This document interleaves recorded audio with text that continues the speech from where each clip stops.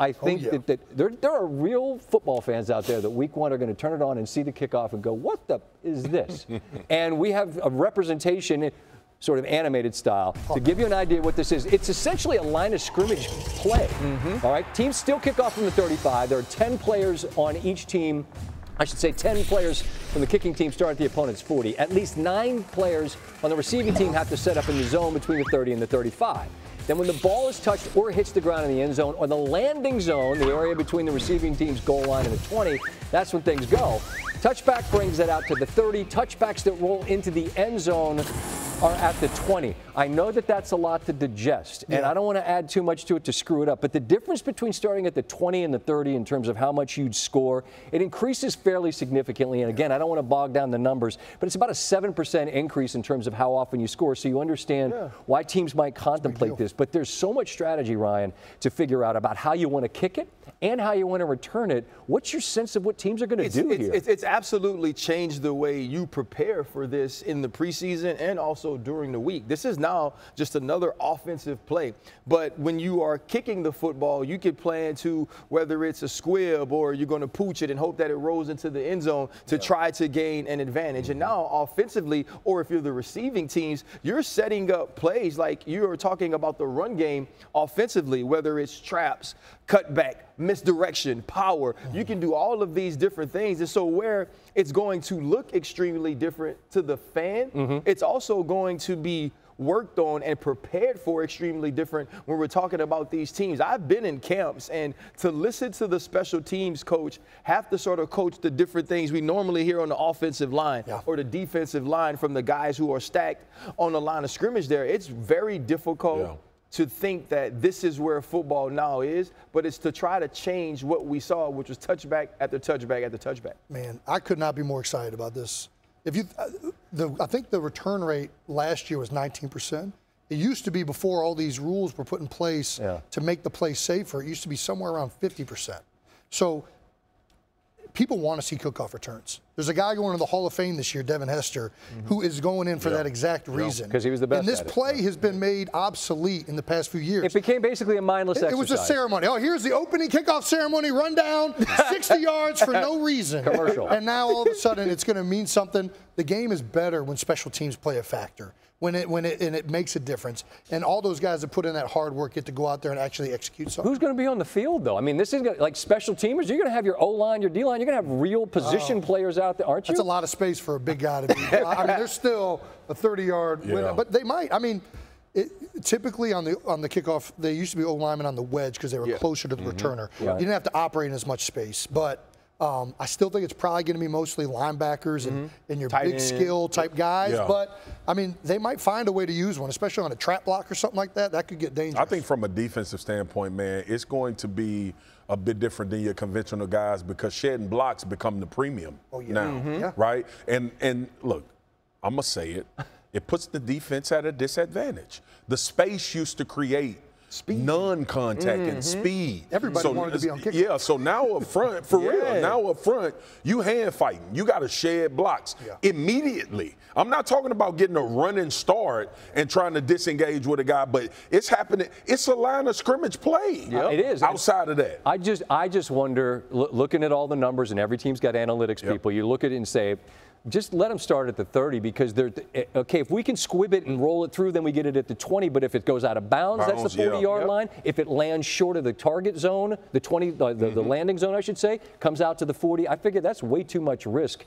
But I mean, Sean McVay said he didn't think teams are going to show their hand in the preseason, much like they don't with their offensive game plans. Now, the hip drop tackle. Now, these are the clips that the NFL sent around to show what will result in a 15-yard penalty. It's exactly the reason here you see with the Pollard injury that came in the playoffs a year ago where he went down. And the issue is the unweighting of the defender by swiveling and dropping his hips or lower body. And this other example, which came, I believe, last year, Jets and the Giants, and you see Geno going out of bounds. Same story, and what you're trying to do is avoid the defender landing on and trapping the runner's legs at or below the knee. I think we've all understand, fellas, that horse collar and hits across the middle, we see him immediately and we know it's a flag. But I wonder, as someone who's never played the game as you all did, How do you tackle someone anymore, Marcus? Look, you got to click heels now. If you behind a guy, you literally got the natural instinct when you grab a guy from behind, and RC did it more in the open field, but even us as defensive linemen, most of our tackles for loss on a zone stretch, we grabbing the back waist of the running back and trying to get him down. So it's a new technique. And look, I could get on here and grumble about the game getting different and you got to be so cautious that you can't play defense in a certain way. That's a justified reason when you got guys missing a year or you got guys missing time. Mark Andrews suffered an injury, which was critical for him. Yeah. The problem is the same problem that you have. Horse collar, to me, I thought that was an easy fix. Just don't put your hand inside it. Yeah. You can see it. This one, it gives me a little bit of a pause because your natural reaction as a football player is to grab waist and stop weight. Right. And I just want to see how these guys going to respond to it. And the other piece, if you look at the two examples that you gave, the Tony Pollard one seemed like the prime example of what we want to get out of the game. Agreed. If you watch Isaiah Simmons as he's chasing Geno Smith, he's actually ball searching. Yeah. He never grabs him. Right, but it's his momentum as he's ball searching and chasing inside out that allows him to fall on the back of Geno Smith's leg, which in the end, that's the result they're looking for, to throw the flag or to find a guy. Yeah. It's extremely difficult. And so now it's going to be not only changing the way you approach this from a strategic standpoint, it's also the things that are just innate in us. It's innate that if I'm chasing a guy from behind, I go dead because it's harder to travel this dead weight with you. So now it's going to be about wrapping and clicking heels or making sure you can get both legs together as you hold them on, and you're going to go dead flat instead of trying to go dead and swivel around. I think it's extremely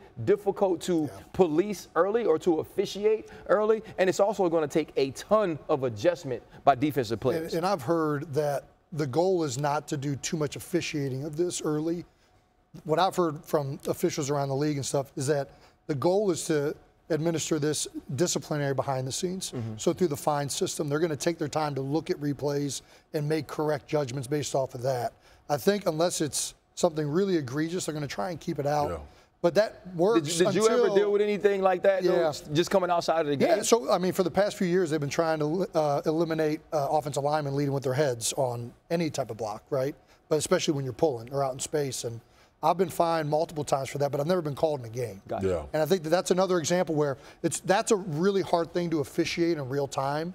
So a lot of times they just leave that behind the scenes for, John Runyon, former Eagle, and those guys to figure out how much money they want to take from you. And how about that? I love John, but also the dirtiest guy in the history of the NFL is now in charge of the fine system. Just a total slobber knocker. We call those hypocrites. The